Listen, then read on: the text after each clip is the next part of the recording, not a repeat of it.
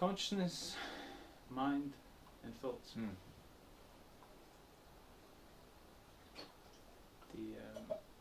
How would you define consciousness in the simplest possible but accurate terms? Okay. So, consciousness. So kind of what it means for me is the fact that there are things. So I tend to see it like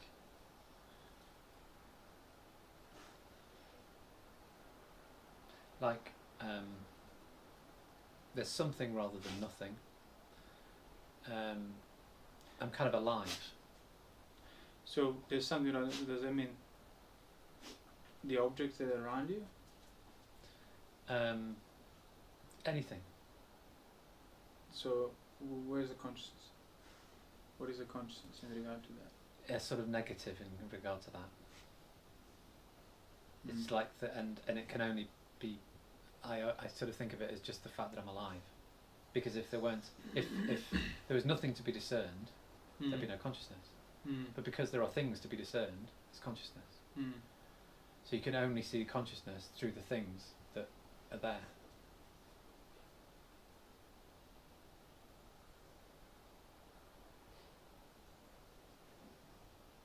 So if your first point of relationship with consciousness is the fact that you're alive, does that change? Does that sort of give rise to something else in its own place? Some other more specific consciousness or something like that? Oh, you mean, so, okay, so yeah, then you could then, within the fact that you're alive, you can then discern that things appear in different ways, or in different places, different domains. So all of that is then on account of you being alive, on account of you being conscious. Yeah. And so how would you then describe that? What's the level of being alive? Yes. The level of that's what I said before. So it's just the fact that there are things rather. So it's given. Yeah. It's not something you're saying. Yeah. Which is quite different to the common idea of what consciousness is. Like, I am conscious. Yeah. Consciousness is in my mind, in my brain. Yeah. And the scientists even try to find a center for consciousness in the brain. Yes. So it's like this thing of my awareness or whatever else that comes with that, with the same characteristics of being alive, being present, being discerning. Oh, that's within this body, within my head, within my mind, or whatever you want to call it. Yeah. But it isn't it? No. Because all of that within, internally, externally, and externally is only distinguished on the basis of you being alive in the first place, and that's already what consciousness is. Yeah. That's what we would refer to this conscious body. Yeah. The body is already there, conscious, nothing to do with you. So the fact the body is there means consciousness is there with it. You can't have the body and then the consciousness discern later. Yeah. So it's more accurate. Inseparable from. It's more accurate to say that the consciousness is out there with the things that you're conscious of. Well, that's the thing. The things you're conscious of can only be done on the basis of your body. Yeah, exactly. So it's the most accurate thing to say is this conscious body. It's with the body, yeah. And that's what's left for an arahant, as Buddha would say. And this conscious body, and everything else that kind of appears within that, external to him, so to speak. Yeah, but not like it's something to be found in the body, or no, or separate from the body. Yeah. You cannot address or attend to or look at your consciousness independent of the experience as a whole, as in of the conscious body. But where basically, if there's a body there, there's consciousness. Yeah. If there's consciousness there, there's a body. There. You can't have them without each other. So it's not. It's really the problem with consciousness is that it's something people overthink. Yeah. Which already comes from the assumptions that you have about like me internally, external world, opposite of that. Our consciousness is on this end and that. But if you look any of those such distinctions or discriminations, so to speak, are possible only because you're alive in the first place. Yeah. Being alive means having a body that is alive. Yeah. Which is a conscious body. Yeah. body with consciousness, body bereft of consciousness. Yeah, which I didn't ask for. Exactly. So the division of you internally and your mind internally and the world externally and the sense objects externally is not a division of the body and the consciousness. Yeah. It's a division that's within the conscious body. Yeah. So whether you look internally, the conscious body is there. Whether you look externally, the conscious body is there. Whether you look both, neither, the conscious body has to be there. If anything is there, yeah, there's a conscious body. Exactly. Yeah, that's it. Even if the most abstract thought, or when people say, "Oh, I had this out of the body experience," yes, yeah, on account of the conscious body. Yeah, so it's not really out of the body experience. Out of the body experience is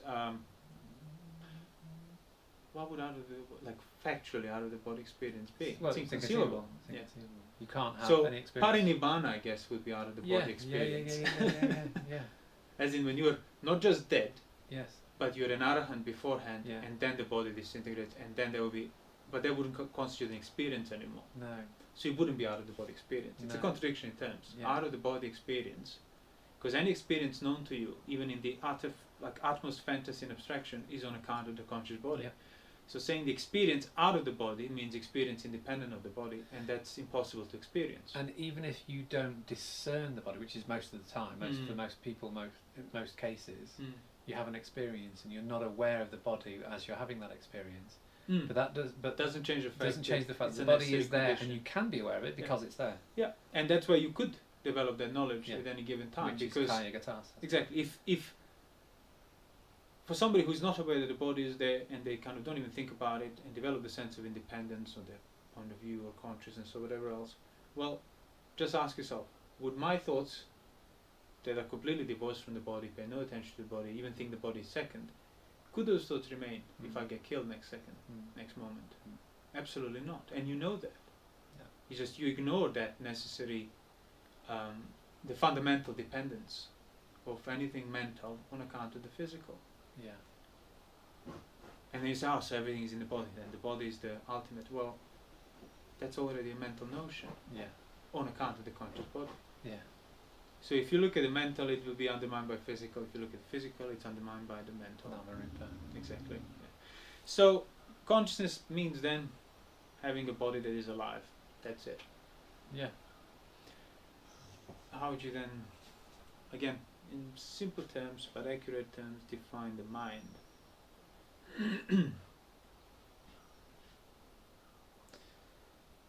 So, things are always significant, things are always meaningful. So I'm always in a kind of situation which I can describe in terms of my mood or just how I understand what's going on. So everything, anything I attend to is always within a context of other things. It's always within a mood. Yeah, that's one mood, yeah. But you always have to have a mood. You always have to have a mood, but also just the fact that things are understood in relation to other things. Oh yeah, sure. So, yeah, so that just that... Which is within a mood. Which is within a mood, yeah. Yeah. So your interaction with things is always within a mood. It cannot be outside of the mood. So even if you pay in the same principle, even if you pay no attention to the mood, the order still remains there. Yeah. But I wouldn't say.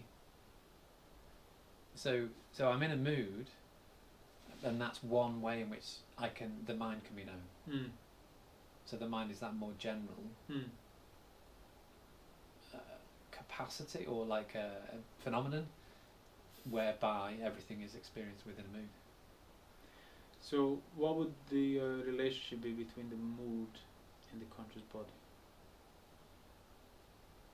What's the relationship? Well, they're both given. They're both. I'm subjected to both of them. They're both simultaneously present. But between them, maybe. I guess the body sort of comes first. Why do you think that?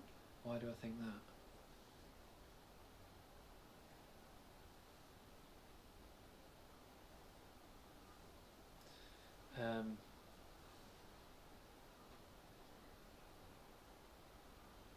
partly because the Satipatthanas, the body comes first, but also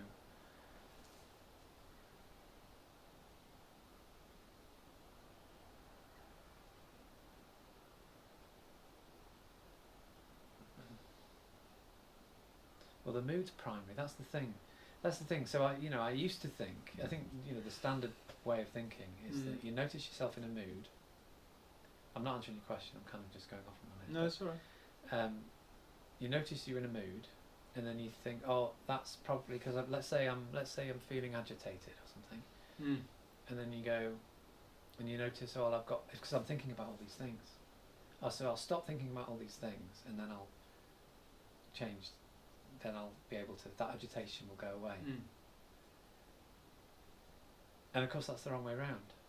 That all those thoughts that are because of the agitation. I recognise because of the agitation. The agitation comes first, and so therefore there's nothing I can do to get rid of that agitation, because everything I can do is part of within this mood. So it's the same. That's the same sort of structure as the body, in that it's like the container for it all. But you're asking, what's the relationship between those two, between the conscious body and the mood. You describe the relationship between the mood and the thoughts, which would have been my next question. Okay. As in consciousness, mind, thoughts. Yeah. It's the same principle. Yeah. Of all these, all thoughts are always within a mood. Mood is always within a body. Exactly. Yeah. So it's not that the mood comes first, but that's the thing. Practically, for a mind that's not freed from ignorance, what comes first is the thought. Thoughts. Yeah. Within thoughts, you get to discern the mood. Yeah. Obviously, if you don't abandon the lack of understanding in regard to the nature of the right order, you would then still think the thoughts come first, and then blame them for your moods and for everything else. But you need to go against the stream. Yeah, exactly. So your thoughts come first, practically speaking, because that's where ignorance has taken you. That's your starting point. But within that, you discern the mood. Initially, you discern the mood secondary to the thoughts, so you blame the thoughts, you try to stop thinking thoughts, or learn a meditation technique that will prevent you from thinking, so you don't get into bad mood. Yeah. But then, if you appointed rightly, you get to understand that thoughts and simultaneously present mood, it's actually the mood comes first, structurally, so to speak. They're there at the same time, but the mood is more general. The mood is more fundamental. So basically, there's nothing I can do in regard to these thoughts that will get below that mood. That mood, or step outside of it. Exactly. Yeah. Yeah. Whatever you do is going to be rooted any manipulation in that I do on those thoughts is all within that mood. I can't step outside. And that's what we've been talking about so extensively, like the things you can attend to, things you can think about, and then the peripheral in regard to it. First you discern peripheral as secondary to it, but then you realize, no, peripheral is the container, the primary container. Yeah. So that's how you get the sign of the mind. Yeah, that's what I was just going to say, that's the mind. You discern the sign of the mind in regard to your thoughts, in regard to your actual present experience that you attend to. So and that's why it's such a wrong view to think you can attend to your mind in the same sense you attend to other objects, including thoughts, because thoughts are mental objects. Yes. Objects of the mental sense. That I can attend to. In the same sense, the sights are objects of the visual sense. Yeah. So there's many thoughts going on. Some thoughts are peripheral. There are peripheral thoughts. But the mind is that thing that's the sort of background of those thoughts that I cannot attend to. So that's the thing. So you, as I said, you have to start first with thoughts, then discern the mind rightly, in the right order. That mind is that which is the first, thoughts are secondary. So any movement of my thought in regard to my mood is within the mood. Yeah. So it's discernment of the mood that will free you from the mood, not the particular set of movements of your thoughts. Yeah. And then you can go further, following the same principle. Once you get established in that notion of your own mind, that peripheral sign, that peripheral container of what the mood is, you also then get to see what's peripheral to that. So can I just say, what is the necessary basis for having any mood endure there, regardless of the thoughts that might be moving within it? Conscious body, having a body. Being alive, having a beating heart or operating body. And you realize that is the peripheral container to your mood. Yeah. That comes first. Yeah. You can't get underneath that. Exactly, and that doesn't disappear when you go down to these lower levels of Yeah. thoughts or whatever. It just stays there. Yeah. The only thing what happens to it, it gets ignored. Yes, yeah.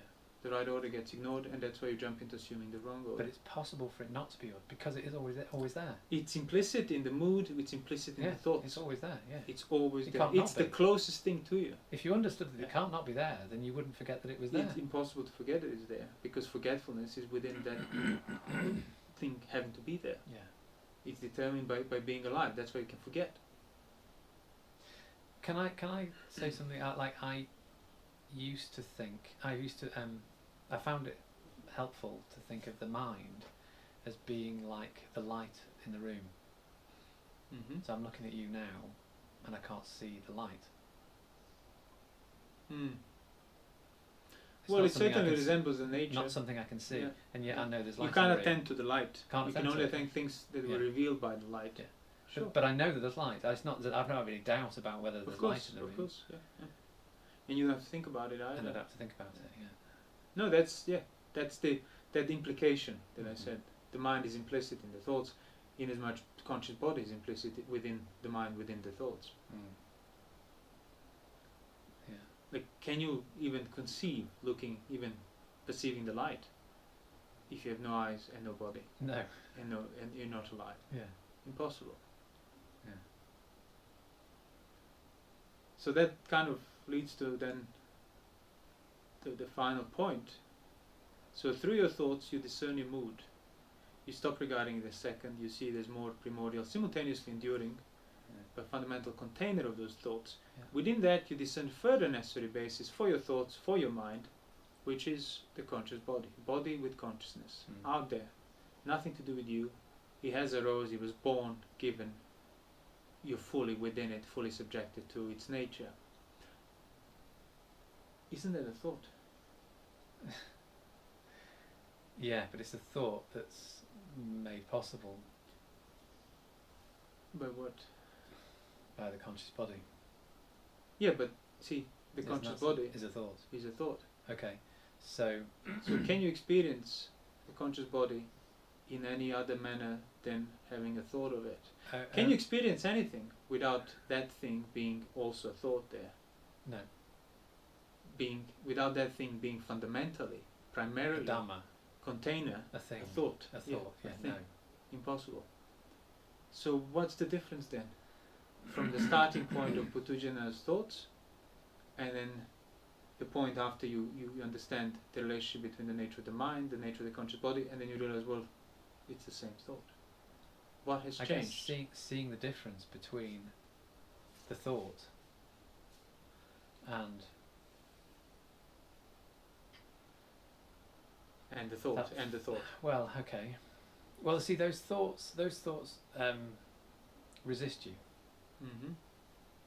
They're, you know, you find them there. You're subjected to those thoughts. Mm-hmm. So they're sort of, that's their externality sort of thing.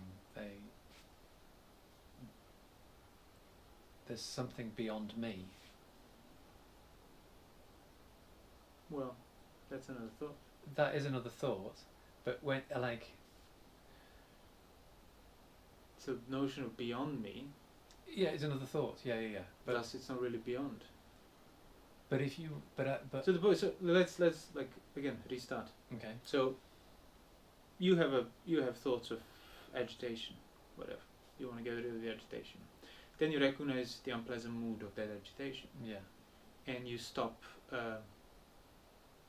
disordering it, so to speak. Mm-hmm. You stop regarding the mood as a product of your thoughts, but you see that movements of your thoughts are within the container of the mood, which is why they move, Yeah. which is why they shuffle and try to shake off the mood. Mm. That already frees you from the pressure of the thoughts Mm-hmm. by discerning the right order Mm-hmm. of those thoughts. Mm-hmm. So the thought of the mood is a thought. Mm-hmm. The thought of the agitation within the mood that you want to get rid of is another thought. Yeah. So the difference is just wanting to get rid of it or not. Want to get rid, and why do you want to get rid of it? What is the necessary condition for wanting to get? What is the necessary condition for craving? Painful feeling. Okay, but something in regard to the painful feeling. What's the necessary condition? Because, you know, you can remove the craving and still have painful feeling. But what is it that you cannot have if you remove the craving? Like the assumption of the wrong order. Oh, I see, okay. You will not be trying to get rid of it unless you assume that you can get rid of it by getting rid of it. So the movements you engage in are rooted in the assumption that you can, that moving can get rid of it. By understanding the order, by seeing the order in the right way, that's right. Your whole mood change, your whole kind of... Well, you'll be out of the mood, you're beyond it. Yeah, because... You're truly beyond it because you're not affected by it anymore. There's no need. It's completely pointless. So that's why, like, if you say theoretically, yes, it's just thoughts. Yes. Everything is just thoughts. Yes. In a sense that, determined by the physical conscious body. Yeah. But within the thoughts, there is the right order of the thoughts. Yeah. There is the right nature and there is the wrong order. And that's the sole difference between a Putujan and an Arahant. That's what I mean, like, you get to understand your mood on account of the thoughts, then you get to understand the necessary basis for both mood and the thoughts that move within the mood is this conscious body. Mm-hmm. And then you abandon that for understanding the nature of it, which is, you are subjected to, you are given, you have no say, it's on the level of the elements pretty much. Yeah. And then you realize, so I'm back onto the thoughts, as I always was. I couldn't have left it even if I wanted to. You couldn't have been outside of your thought. And that's why for an Arahant, in what's thought, there is only things that have been thought. Yeah. In the seen, there is just a seen. In the thought, there is just a thought. In the heard, there is just a heard. Because it can't be anything else. But see, in the seen, there is just a seen, means in the seen, there is no more wrong order of the seen. Mm-hmm. In the thought, there is no more wrong order of the thought. So literally, in the seen, there is just the seen. There is nothing else there. Mm-hmm. For Putujana, there is the whole world of difference there. Yeah. The world that's not outside of the scene, or result of the scene. It's just the world that's the result of the wrong order of the scene or the thought of any other sense. So basically, getting the order right changes the significance of things. So getting the order right basically it means prevents the gratuitous maintenance of the sense of ownership, the sense of self, the sense of conceit. But what I mean is, like, everyone can say, I know what a thought is. Yeah. But if you get the right order, then when you say when you say thought, you're talking about what the Buddha meant when he said thoughts. Yeah. So it's that's a different thing. No, that's what I mean. So that's when people say, like, they would read the sutta and then, I understand this. Yeah. So sure, you understand it at some level, but then you have to see, understanding this, what does that result in? Mm-hmm. What are the symptoms of having this understood? What are the symptoms of that? Well, symptom is means you're unable to suffer. Means you have destroyed birth, aging, death, sickness, anything that you're subjected to cannot possibly disturb any, like, completely effortless indifference. Mm-hmm. Equanimity is not something you must latch onto. Yeah. It's the result of your understanding. Mm. So you're utterly unshakable as a result of your understanding. Mm. So do you still think you understood the thought? Yeah. And that's always the main problem. It's not really like, I don't have the right thoughts. Or it's like thinking that you have understood that which you haven't. Yeah. To that degree, you won't make effort to understand it. Exactly. So that's what I mean. Yes, you read the sutta, it makes sense, and you think you understood consciousness, you think you understood mind, you think you understood the thought. Yeah. You just need to tidy it up a bit more. If you understood any of those for what it is, if you understood what thought within a thought is, in thought there is just a thought, you would be an Arahant. So then, am I an Arahant? Well, no, I'm not. So then I can't take for granted my understanding of this. I have an understanding of it, which gives me direction. And I could, because it makes sense to me, I can think that's right. But actually, it makes sense to me, but it's not right. So that's what I mean. Like a person interested in practice should be very careful about falling into this theoretical statements, so to speak, that then they deem are true and applicable to them as well. They mean things in the suttas or something. Exactly. Yeah. So see, the Buddha said, in the scene there is just the scene. Okay, so in the scene there is just the scene. Yes. Yeah. That's only true for an Arahant. Yeah. So if you're not an Arahant, for you there is much more in the scene than just the scene. And yes, if you make the effort and get rid of the more, undo the more, understand the more, which is understand the wrong order and thus rectify it, then yes, In the seen, there has always been just the seen. So it's true. But it's not true to say it when you... It's literally saying like, oh, I have, I don't know, I have a flu, whatever. I'm sick. And the cure for this sickness is such and such. And that's it. I'm still sick. Yeah. Like, are you free from your sickness on account of knowing that cure? No, means it's not a cure. Means you don't know enough of it or something. Either way, the point is to be free from sickness, not to have a theoretical knowledge of the cure that then you kind of infer, oh, this applies to me because it applies to everyone. It's a universal truth. Yeah, but you're still sick. So it is a universal truth that in the seen there's just the seen. There can't be anything else. And that's why when people jump, like, when the Buddha talks about the element of Nibbana, it's there, present. And then people develop the view, so we are already in Nibbana. Yeah. Because element of Nibbana, as in Nibbana, is always present in everyone's experience. Doesn't matter if you're enlightened or not. Means we are already all in Nibbana. Nothing to be done. Exactly. So it means we are all already healthy. And you say that while you're still very much sick and subjected to sickness. So I said, theoretically it's true, but it's completely wrong for you because you are still sick. And you will remain in the element of Nibbana, but you will not develop the Nibbana because for as long as you remain sick. Because then you realize, so what is Nibbana then? Knowing that Nibbana is the element as in possibility for everyone of us?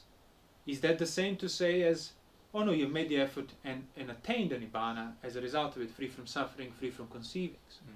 No, it's the whole world of difference there. So yes, element possibility of Nibbana is there, but it doesn't mean that you have fully developed the actual Nibbana. But it's you intentionally trying to obscure the difference between possible Nibbana, which is present, and the actual Nibbana, which is the possible Nibbana that has been developed. Which means you're free from symptoms on account of not having developed the Nibbana. But yes, Nibbana is part of everyone's experience. The possibility of it. That's a possibility. Yeah. That's the Buddha referred to the element of it, means yes, if you do things rightly, you can actualize that possibility. So it's not like something you create, but it's something you discern. Exactly. Yeah. But that's now. I'm just pointing out that, or like those suttas. I spoke about it recently, and I've done the whole essay on it. The luminous mind. Oh, the mind is radiant, luminous, not inhibited by anything. But it's these gratuitous defilements that inhibit it. So defilements cannot really inhibit the luminosity of the mind, but that's true for an arahant and for somebody who is free from the defilements. Then in hindsight you can know, as I said, in hindsight when you arrive that, oh, so this is a thought, but now the thought that has uprooted the whole wrong order, and then you realize, oh, it's still a thought, it could have not been anything else from the start. Yes. And you can only say that once you abandon the wrong order. So you can only say that the mind was truly always luminous and radiant and uninhibited once you have abandoned the defilements of it. And the only reason you can abandon the defilements of it is because they can't truly defile the mind. But it's hard for people to recognize, well, theoretically this is true, but practically my situation starts from the opposite end. So for Putujana, he starts with defilements. It's not true for him to say that mind is pure. Otherwise he'll fall into a view that my mind is pure regardless of my sickness.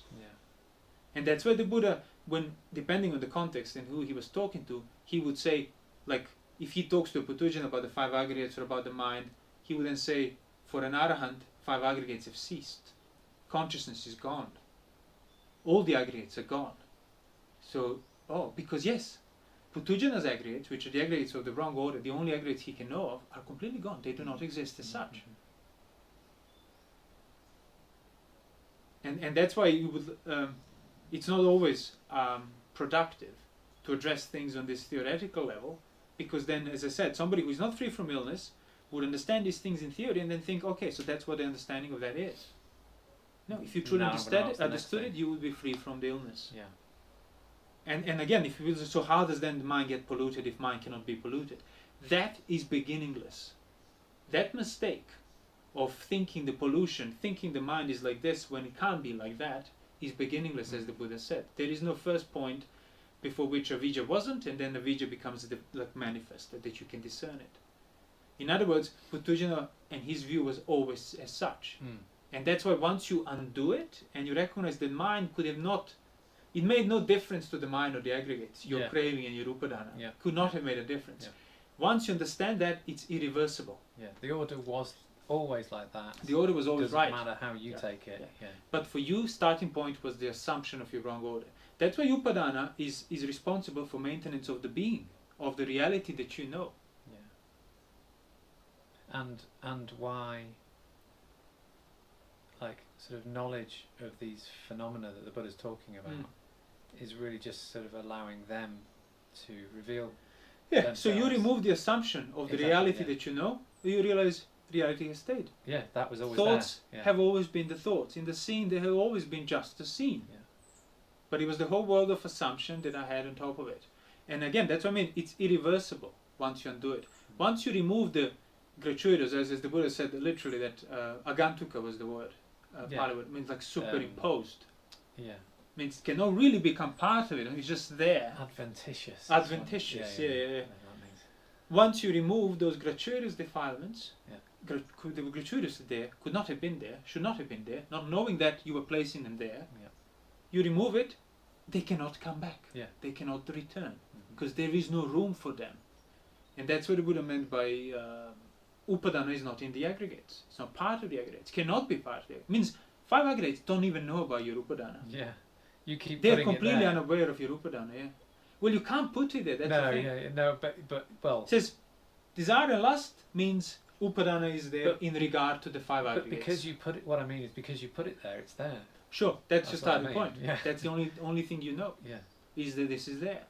So you have to acknowledge it first, that that's the starting point, and not start practice from this theoretical aspect of aggregates are already free. We are already in Nibbana. Mind is already pure. I just need to scratch through the conventional reality until I discover the ultimate reality. Ultimate is only in response to conventional. So ultimate is determined by the conventional. Conventional is determined by the ultimate. Either way, you remain ignorant of the nature of reality of any kind. Doesn't matter if it's ultimate or conventional, reality is there. So the difference is not in reality and the characteristics of reality. The difference is in the wrong order you assume in regard to it. That's it. And that's not in the conventional reality nor the ultimate reality. Thus that completely gratuitous division is wrong, utterly wrong. And that's what the Buddha would say, even for Tathagata, as far as the language goes, as far as the conventions and designations go, Tathagata has understood it. He hasn't blamed it for his ignorance and then replaced it with the greater ultimate reality by removing the veil of Maya or something. No, it stays. He still uses words, he still designates. What has changed is the wrong assumption of the wrong order. What comes first, basically. That's it. And the reason why it's so hard to see is because in thought, there is only a thought. But which one of those thought you put first? Exactly. And you realize, well, whichever it is, it must be wrong because you're not an arahant. So try and do the opposite. Go against the stream. Go against the stream, against the grain. Against the grain, So that's like, oh, consciousness is this, mind is this, thoughts are that. They're all thoughts for you. How can you know consciousness if it's not a thought? How can you know your mind, your mood, unless you're thinking it? How can you know your thoughts unless they're being thought? But it's the order of those things. So you can only arrive at these things with understanding is if you arrive at them through the right order. In the same sense, in the previous talk, or one of the previous talks we've done, was the you can only know I, sights, and consciousness through the contact, through the pressure. So pressure doesn't disappear when you think about consciousness. Eyes don't pressure doesn't disappear when you think about the eyes or eye objects. So your pressure is where the knowledge is of these things. So it's just emphasizing different aspect within the whole. So this is the same. You can't like, oh, now I'm thinking about consciousness. No, you're thinking about your thoughts. And you're thinking about your thoughts within a mood. And you're thinking about the thoughts within a mood about consciousness. So it's always, you're always thinking the same things, which is thoughts. It's just ceasing to assume the external point of view or any form of wrong order, any manifestation of the wrong order. So what comes first is the thought, within a thought of mood, within a thought of the consciousness. And then you think, oh, this is just a thought of consciousness, and then there is consciousness That's Which another is thought, the that you gave a gratuitous property of being external, Yep. real, as opposed to this unreal. Yet that's And another thought. That notion of externality as opposed to internality is another thought. Is another thought. Trapped. Trapped. And if you think that your escape from it is removing the thought, Yeah. you'll remain trapped forever. Yes. It's basically just stop assuming Just the wrong stop order. it, That is your taking the freedom. wrong order, yeah. That will remove the symptoms of any illness and disease. Which, and another way of saying that is that whatever can be thought, whatever can be experienced, is impermanent. It depends on something that I have no control Yeah. over. Yeah. Can you experience anything without the conscious body being there? Yeah. And you have no say in it. Did you No, get no to pick say and choose your whatsoever. consciousness? No. Did you get to pick and choose your body? Absolutely not. Any difference I that love you that can one, make to the please. body is within the body that's given to you. Yep. So it's only a secondary difference. It's not really difference of the fundamental nature. You can only borrow the body. Yeah. That's what I'm saying. Yeah. So you can use it while it's borrowed, sure. Yeah. But at no point only it reason- becomes yours. The only reason you can borrow it is because It was it's there to be always borrowed. there, yeah. Yeah. So not forgetting that context, for example, that whatever you do, whatever you think, whatever you feel, whatever you've done, whatever Yeah. you're planning Well, to you do, could possibly do in the future. it's within the container of the body being there, given to you, conscious body being there, given to you, and you have no say in it. Yeah. And learn how to allow that image, so to speak, to endure peripherally, Yeah. without you trying to overly attend it and get out of it, because you can't get out of it. You can only Forget it. basically drain away your sense of self within it Oh, okay. by removing any notion of the external ownership. Yeah. You will remove the basis for maintenance of the sense of self. Okay. Because see, doesn't matter. Oh, I feel like this. I feel like that. I feel superior. I feel inferior. I feel equal. All of that is possible only because there is this still conscious body there, and I have no say in it. Thus, my own sense of self, I undermine by realizing that I cannot own it. Thus, it ceases to be myself.